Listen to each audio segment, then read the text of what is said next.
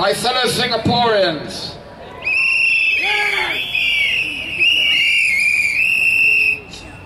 so Mr. Lee Hsien Loong, remember he's not Prime Minister anymore because Parliament is dissolved.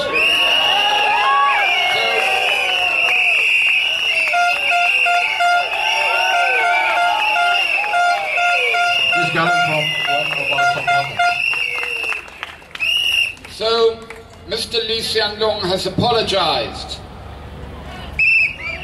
We all know that I too recently apologized. I jumbled up two thoughts on a rally on Saturday. I fixed it on Sunday. On Monday, a journalist called me and told me that I'd misquoted the Prime Minister. Sorry, not Prime Minister. What did I do? I apologized. Immediately, spontaneously. No PR agency advised me. It was a mistake on Saturday. I put it right on Sunday.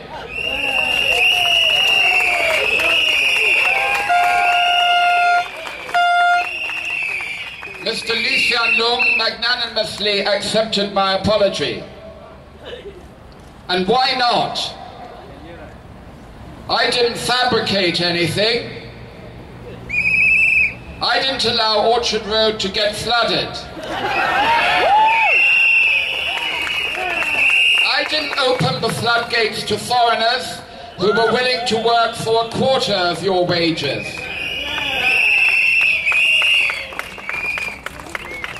I didn't cause our fertility rate to fall to a level at which Singaporeans will disappear within 50 years. Most of all, I didn't let a terrorist escape.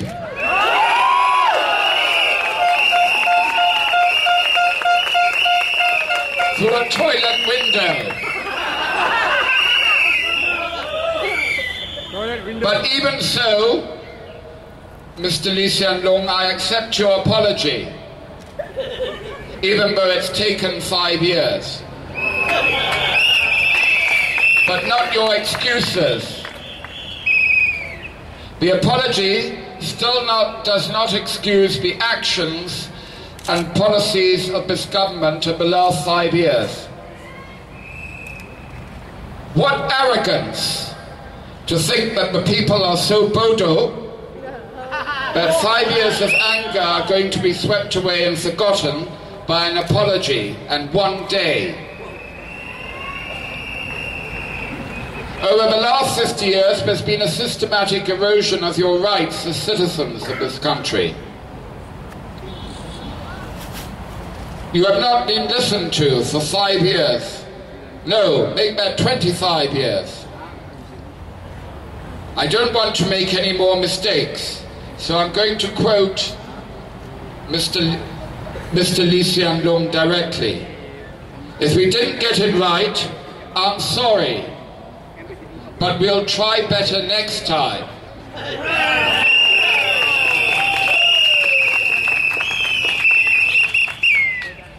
I've been saying all along, their policies don't work. And finally, Mr. Lee Hsien Loong agrees with me. He got it wrong. Mr. Iswaran got it wrong. Mr. Lim Eng Kiang got it wrong. Not just on the individual block-to-block level, as we've seen, going from ward to ward on the ground, but on the national level. Let's look at what he said. For instance, if the government knew there would be a sudden surge in demand for HDB flats in mid-2009, and that foreigners would have created such congestion on the roads, it would have ramped up plans for more flats and MRT lines. So even Mr. Lee Hsien Loong thinks that it's okay to blame the foreigners, not himself.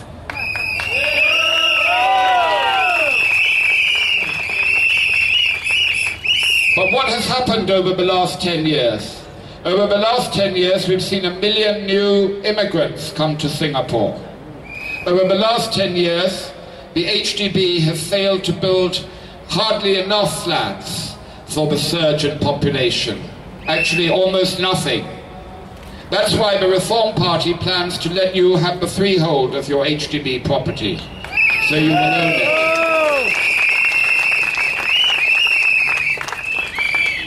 We don't want them to try better next time, and why would they, if after this election there's no pressure on them again for another 5 years?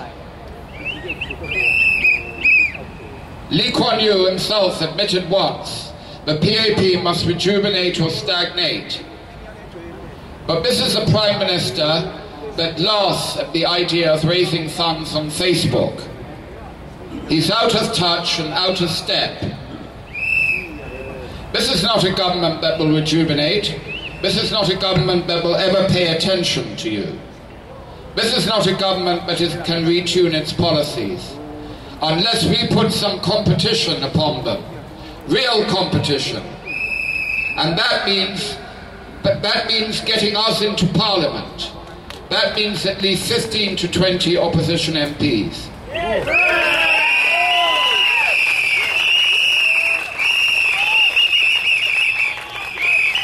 Not NCMPs, not NMPs, not voices. Make no mistake, 10 years more of these wrong policies and we will never be able to recover. Mr. Lee Hsien Loong also had a snide laugh at the Reform Party. He said, if you don't have any candidates, you can pinjam them from other parties. But don't worry, Mr. Lee Hsien Loong, if you don't have any policy ideas, you can pinjam them from the Reform Party. And from me. And we'll teach you how to market on Facebook too.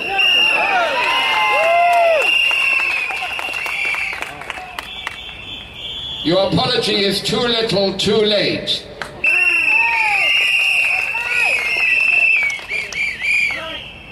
Now I want to touch on the cooling off period. Don't be fooled. It may be a cooling off period for us, but not for them. Their party political broadcast will dominate. We won't be able to respond. In any case, the cooling off period for the Reform Party started 10 days ago. There's been a blanket ban on us in the media. If you open the Straits Times today, where was the Reform Party? No. That's why you don't see our rallies, our press conferences, our comments on articles. Mr. Lim Eng Kiang can rebut our manifesto, but we don't get the right of reply. The PAP has total control of the traditional media. They seem very relaxed. They only bothered with one rally in West Coast. They've said there's only one hot seat in this election. They think they've fixed us in the media, but they underestimated us.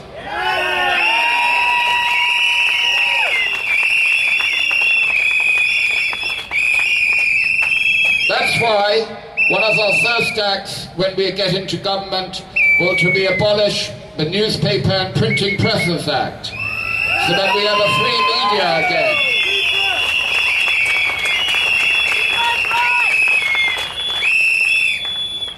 There was somebody else they tried to fix. 25 years ago, they tried to fix my father, Kenneth Jeyaretnam. They thought they'd fixed him. They thought they'd fixed the opposition. But think about it. Who was it who got fixed? Who suffered because there's no voice to speak for them in Parliament? It was you.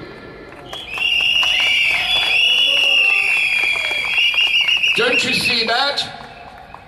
They fixed you and they've been ignoring you ever since. And now they think they've fixed the Reform Party. And why do they need to do that? What are they so afraid of? They're afraid of me.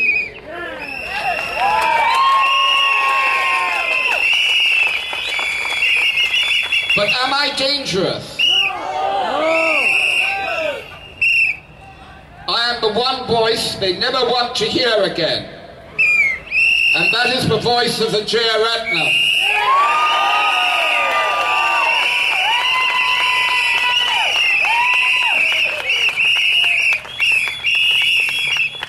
I know how you're going to make this government sit up and finally pay attention to you.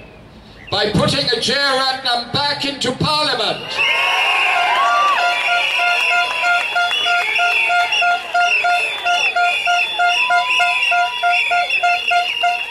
So cool off on Friday, but on Saturday heat up again.